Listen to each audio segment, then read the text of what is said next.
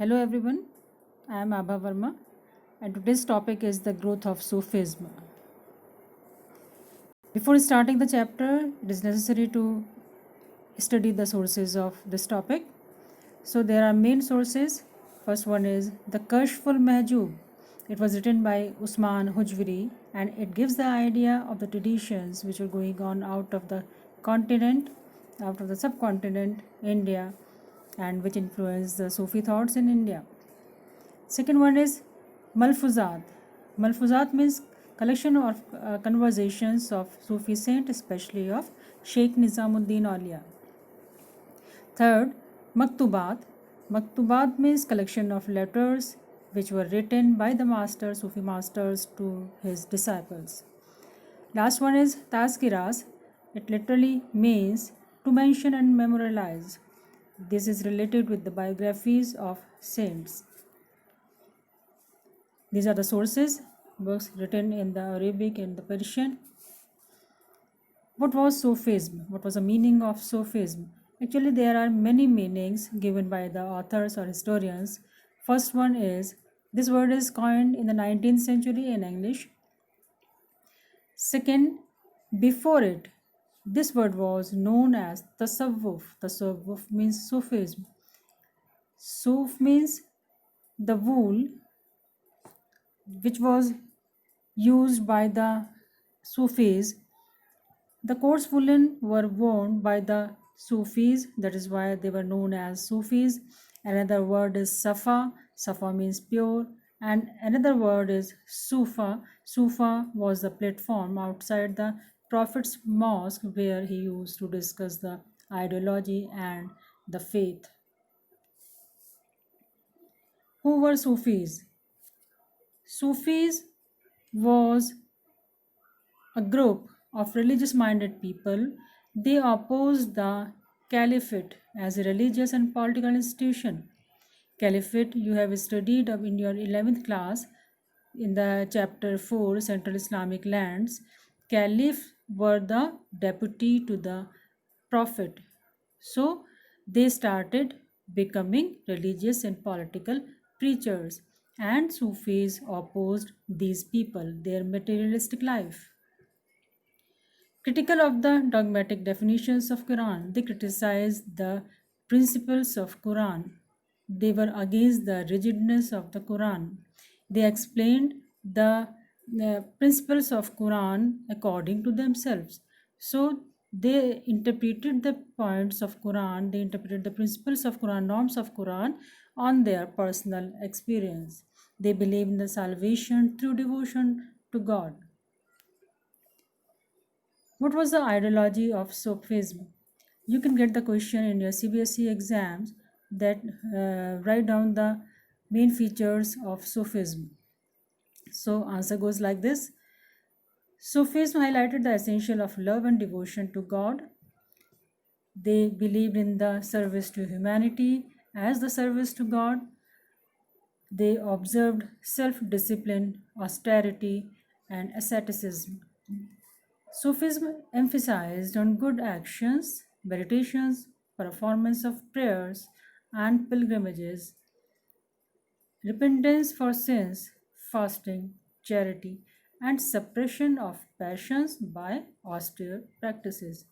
And these are the points which were mingled by the Hindus in Bhakti ideology. It has a great impact on Bhakti movement. What was the major difference between the Sufis and the Orthodox Muslims? Sufis were pure, while Orthodox Muslims believe in the external conduct. They consider love and devotion as the only means of attaining salvation, but the Orthodox Muslims believed in rituals. Khankas and silsilas. What were the khankas? These are the important terms of Sufism. Khankas means the place where the travelers, the refugees, or the members of the family, members of the family of Sheikh, they used to meet and discuss the points, ideology. So this movement was developed by the 11th century. They developed their body of literature and Quranic studies according to their experience. Now there are some more words. Sheikh is in Arabic, and Pir and Murshid were known as in Persian language. Persian means the language of Persia, that is Iran. Disciples were known as Murids, successor, Khalifa. Khalifa means again deputy to the Prophet Muhammad. Silsila. Silsila word is literally a chain that shows the link between the master and prophet. Means there is a sequence between the Prophet Muhammad to the Sheikh. So this you may understand in another way, means branches of Sufism are known as silsila. Next is Dargah. Dargah means the center of devotion for his followers where the Sheikh was buried. Ziyarat is pilgrimage to Sheikh's grave. Khanka again. Khankaha in Persian, Khanka is a place where members of the Sufi faith meet and do their spiritual rituals. Today there are many kind of Khankas. In the previous video you saw that the beautiful mosque was there, Shah Amdan Mosque in Srinagar. That was also a Khanka. This is the first Khanka in India. It is located in Maner Sharif and it was built around 800 years ago. It is a beautiful architecture. You can see it.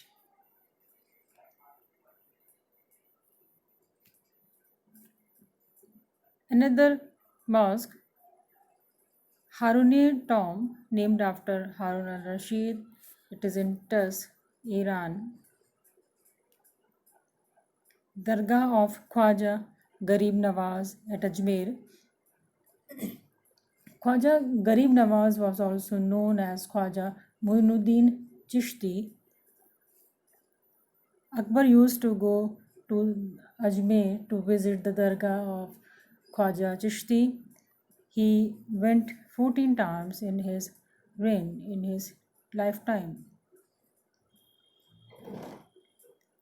Silsila, again, different meanings of silsila or the different examples to make you clear. Sufism means silsila, again a series of change. It is also known as tariqa. Tariqa means order. Sufi silsila is a lineage of Sufi order from Prophet Muhammad to Sheikh, present or current Sheikh. A silsila generally means a hierarchical tree. You can understand in the way of the branches of tree.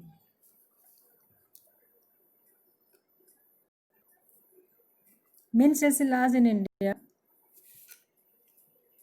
There was a historian, Abul Fazl.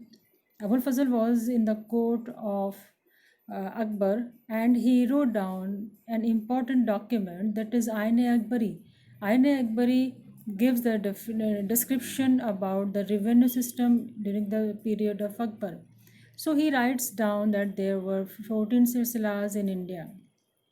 Among them, four main were the Chishti Silsila, Suharwardi Silsila, the Naqshbandi Silsila, the Qadiri Silsila. And the Chishti Silsila was the most prominent, most influential. This is the spread of Sufism during 13th to 16th centuries. See, you can see here in Turkey, Middle East. From here it moved to northern Africa, India and then South Asia. So Middle East part was that where the caliphate developed. This was the land of Arab where Mecca and Medina are situated. So this is the spread of Sufism.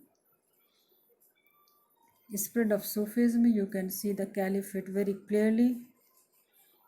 It is spread across the world and established many Muslim states.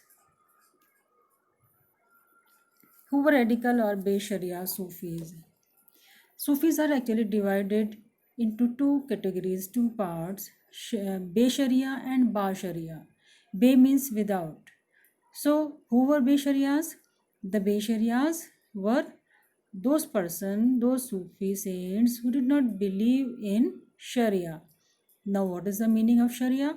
The Sharia is the law governing the Muslim community. All the religious decisions are taken through the Sharia.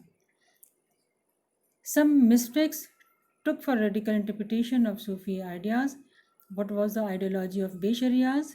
What did they do? They they were against the interpretation of the Sharia. Many were many criticized the Khankas and went to the mendicancy, means they went to the forest and they left the Khankas. They ignored rituals and observed extreme forms of asceticism, means self-discipline, self-control. Who followed Sharia? They were known as Ba Sharia. Some categories, some communities were counted as Be Sharia. They are Kalandars, Madaris, Malangs, and Hadris. The Chishti in the subcontinent. As I told you, the Chishtis were the most influential group in India in the late 12th century. There were some features of the Chishti community. First one is life of Chishti Khanqah. The life of Chishti Khanqah was centered in the Khanqah, means hospice. It was the Gyaspur Khanqah is very famous and it belonged to Sheikh Nizamuddin Alia. They believe the langar, futuhu. Langar means open kitchen for the community, and it run for on futu. Futu means the anas charity, which was given by the visitors. Visitors might be yogis, kalandars, anybody else who felt refuge. They used to come to the hospice. Amir Hassan Sizzi, Amir Khusro, and the court historian Ziauddin Barni also visited and wrote about the Sheikh. Amir Khusro was a very famous scholar and poet at the court of Alauddin Khilji, and he wrote many poems in Hindi as well as in Persian and Arabic. Now, these are the main preachers of Chishtis. Sheikh Muinuddin Sisi. Sheikh Muinuddin Sisi is also commonly known as Sheikh Muinuddin Chishti. His grave is in Ajmer, his dargah is in Ajmer. Khwaja Qutbuddin Bakhtiar Kaki, his dargah is in Delhi. And the name of the Qutub Minar is after the name of Khwaja Qutbuddin Bakhtiar Kaki. Next is Sheikh Fariduddin Ganj Shakar. His dargah is in Ajodhan, Pakistan. Sheikh Nizamuddin Aulia, Delhi, and Sheikh Naziruddin Chiragi Delhi, again in Delhi. These are the famous Chishti saints. These are the saints: Ganj Shakar Chishti, Sheikh Muinuddin. You can see the halo behind the head of Sheikh Muinuddin Chishti. It shows the divinity. Bakhtiar Kaki and Hazrat Nizamuddin Aulia. Chishti devotionalism. Chishti devotionalism means the practice how they used to perform their prayers. Means the main aspects of the life were ziyarat, means pilgrimage to dargahs, and Khwaja Muinuddin shrine is a very famous shrine. Akbar visited the shrine 14 times. I told you, I explained you earlier. Qawwali is the main aspect of this Chishti devotionalism. Qawwali means music with dance, showing mysticism. Mystical chants were also performed, and this was performed to evoke divine ecstasy. Sama is again a performance of mystical music, and Zikr is reciting the name of God. So, this was the life of Chishtis. They were main aspects. Sufi Qawwali, this is the form of Qawwali, Mehfil Sama. Language and communication. Language was used of ordinary people. Sufi saints, where the Sufi saints used to go, they used to adopt the language of the common man. This is the Hindavi in Delhi. Hindavi is a combination of Urdu and Hindi. Baba Farid also wrote verses in the local language. Padmavat was written by Malik Muhammad Jaisi. Short poems in Dakhni. Dakhni is a variant of Urdu. And some other types of poems were written that were known as Lori Nama, means Lalebis, and Shadi Nama. These sources are given in your book. You can read further.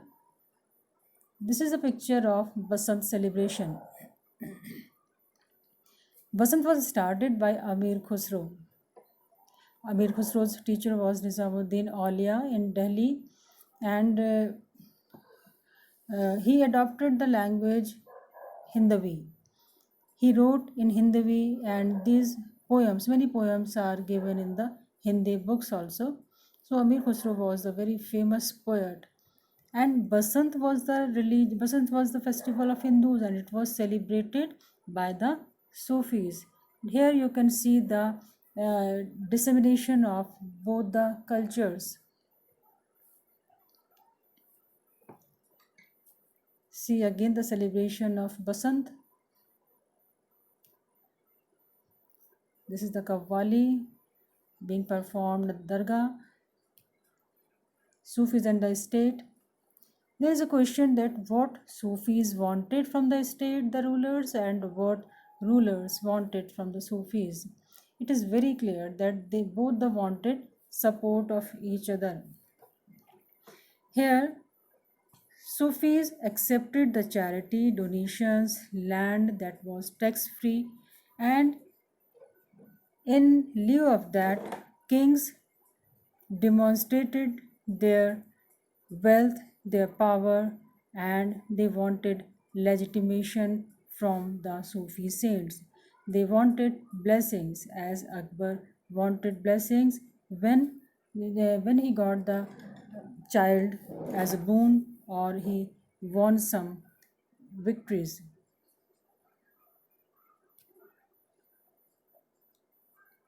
Sufis and the state. A major feature of Chishti tradition was austerity, including maintaining a distance from worldly power. However, they did not isolate themselves from political power. This was the characteristic of Chishti Chishti tradition, that they did not separate themselves from political power. They were involved in the political power. The Sufis accepted unsolicited grants and donations, and this is the charitable trust named Okaf. Okaf was a land that was given as an endowment of property to be held in trust and used for charitable or religious purpose.